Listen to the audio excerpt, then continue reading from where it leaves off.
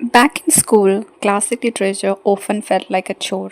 Dense language, long chapters, and themes that seemed far removed from teenage life. Many of us skimmed through summaries, hoping to scrape by without fully engaging with the text. But as adults, we began to realize that those books were more than just homework. They were windows into history, humanity, and the depths of human emotion.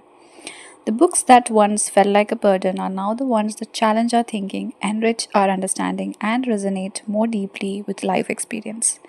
If you once dreaded these reads, it's time to give them another chance. You might find yourself thanking your teachers for making you read them in the first place. First one, A Tale of Two Cities by Charles Dickens. Many students remember this novel for its dramatic opening line and historical setting, but A Tale of Two Cities is far more than a textbook lesson on the French Revolution. The story of sacrifice, redemption, and the brutality of power resonates deeply in adulthood. Sidney Carton's act of selflessness and the novel's examination of justice, love, and fate make it one of Dickens' most emotionally powerful works. It's a book that unfolds its brilliance when read with the weight of life experience. Number two, The Scarlet Letter by Nathaniel Hawthorne. As students, it was easy to dismiss Hester Prynne's struggles as outdated, but The Scarlet Letter remains a timeless exploration of shame, societal judgment, and personal strength. Hester's defiance in the face of public humiliation takes on a new meaning. When viewed through the lens of adulthood, where conformity and personal identity often clash, her resilience, dignity, and independence make her one of the strongest literary heroines in classic fiction. Book number three, The Picture of Dorian Gray by Oscar Wilde. Teenagers may have read The Picture of Dorian Gray as just a dark, eerie tale, but the book's deeper themes of vanity, morality, and the consequences of unchecked indulgence hit much harder with time. Wilde's sharp critique of aesthetic obsession and self destruction is eerily relevant in a world fixated on appearances. As adults, we better appreciate the novel's philosophical depth and haunting message about the cost of eternal youth. Book number 4, Wuthering Heights by Emily Bronte. For many students, Wuthering Heights was simply an overly dramatic love story. But in reality, it's a novel about obsession, revenge, and the destructive nature of passion. Heathcliff and Catherine's turbulent relationship isn't just romance, it's a study of human flaws, unfulfilled desires, and how love can turn into something dark and consuming. The novel's emotional complexity makes it a fascinating reread as an adult, where its themes take on new layers of meaning. Book number 5, Fahrenheit 451 by Ray Bradbury. In school, Fahrenheit 451 may have seemed like another dystopian tale. But in today's world, its themes of censorship, technology, and the power of knowledge are more relevant than ever.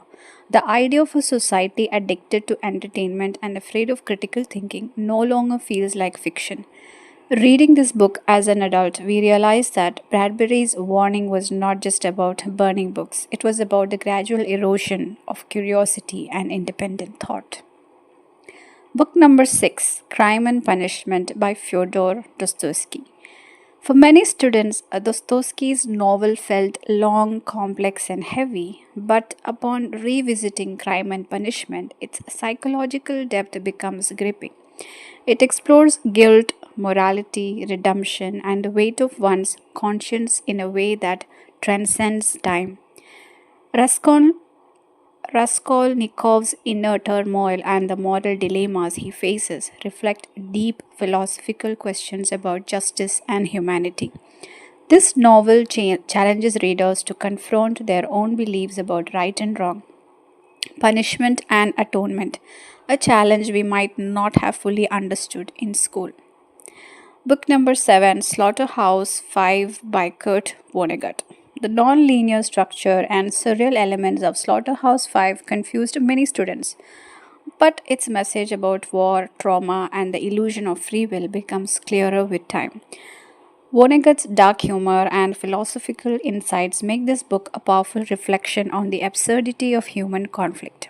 As adults, we appreciate its commentary on memory, fate, and the way trauma shapes perception in ways we couldn't fully grasp in school. Book number 8, The Awakening by Kate Chopin. As teenagers, it was easy to overlook the significance of Edna Pontellier's struggles in The Awakening.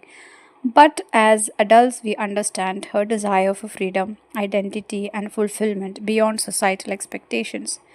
Chopin's exploration of female autonomy and self liberation was groundbreaking for its time, and its themes remain deeply relevant. The novel's emotional depth and quiet rebellion make it a book worth revisiting with a new perspective. Book number 9, 100 Years of Solitude by Gabriel Garcia Marquez. For many students, 100 Years of Solitude felt overwhelming with its magical realism and multi generational storytelling. But as adults, we recognize the novel's a brilliant examination of history, family, and the cyclical nature of human experience. Marcus's poetic storytelling and exploration of fate, love, and political turmoil make this novel an extraordinary experience when read with a more mature understanding of life's complexities. And book number 10, Lord of the Flies by William Golding. In school, Lord of the Flies might have seemed like just another survival story, but as adults, its dark truths about human nature and society hit much harder.